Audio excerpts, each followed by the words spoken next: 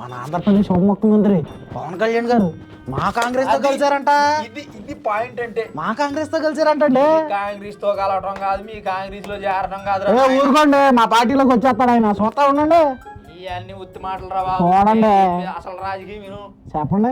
అక్కడ ఈ ఉమ్మడి చిత్తూరు జిల్లాలో ఏనుగులు పంట ధ్వంసం చేస్తున్నాయని రైతులు బాధపడి పవన్ కళ్యాణ్ గారికి విన్నవించుకున్నారు. ఆయనకి విన్నవించుకుంటే ఆయన నేను ఏనుగులు కుంకి ఏనుగులను తెప్పించి అందుకని మా కాంగ్రెస్ తో కలిసిపోయాడు అంతే.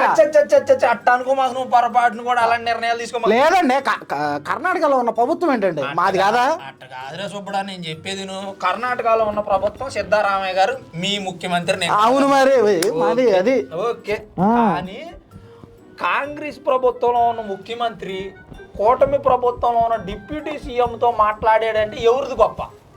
మాదే గొప్ప. మీది అట్ట గొప్ప. ఇది కాంగ్రెస్ లోకి వచ్చేస్తున్నాడు పవన్ కళ్యాణ్. కాంగ్రెస్ లోకి రావటం కాదు, జనాలంతా అదే అనుకున్నారు. ఇగో ఏ వరుస ఆయన కాంగ్రెస్ లోకి వెళ్ళటం కాదు. ఏంటే మా కాంగ్రెస్ లోకి వస్తున్నాడు పవన్ కళ్యాణ్ అంతే.